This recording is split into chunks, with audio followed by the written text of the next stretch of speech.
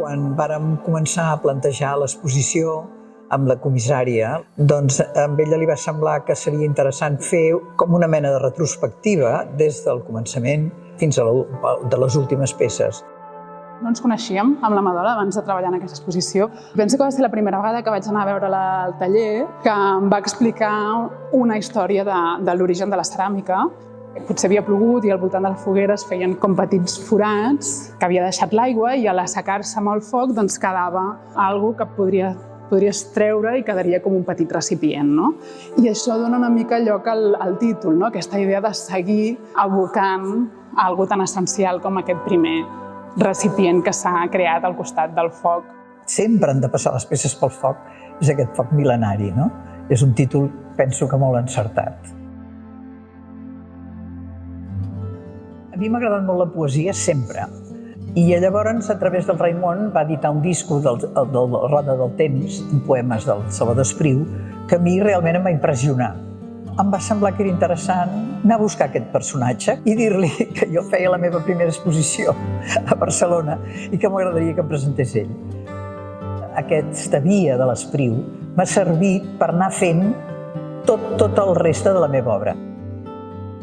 No és una retrospectiva en el sentit que fem un recorregut cronològic per la seva trajectòria, per la seva història, sinó que ens fixem en els temes que l'han preocupat i que ha treballat.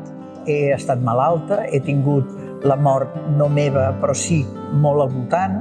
Hi ha una mica la meva vida. Tot el que m'ha anat passant ho he anat explicant a través de l'obra. El lloc per on he connectat més és tota aquesta referència a l'arquitectura, a les ruïnes, no? A voler connectar amb la història de les persones, de la humanitat, no? Aquesta relació entre el que és antic i el que és present. L'arquitectura és curiós, és un tema que m'ha interessat de molt petita. Si jo, quan anava al col·legi, em preguntaven alguna lliçó, la que em sabia més bé eren els monuments megalítics. Tenim aquest apartat al centre de la via sepulcral, on trobem esteles, tombes.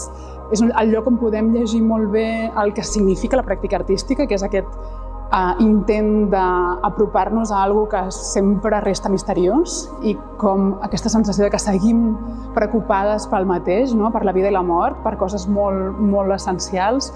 I a mi aquest continu preguntar-se de la Madola i de molts artistes és el que em fascina més, no? De la pràctica de l'art, el fet que sempre hi hagi alguna que no podem saber del tot. Jo sóc una dona de lent pensaments i de ràpida execució. També sóc molt metòdica, molt poc artista, molt poc bohèmia en aquest cas. Treballo sempre. Ha experimentat amb la ceràmica, però sempre remetent-se en aquesta essència de la terra, l'aigua, el foc i l'aire, no? El modelar, el contacte amb les mans, no? El voler-nos dir alguna cosa amb les mans en relació amb aquests tres elements essencials del nostre planeta. El procés és exactament igual, no s'ha modificat res, és la capacitat de l'artista de seguir elaborant aquest procés. I després, un cop la peça acabada, la col·loco moltes vegades sobre un paler i allà es queda i ja no la torno a tocar mai més. Vull dir, sí, és un procés llarg i una mica feixuc.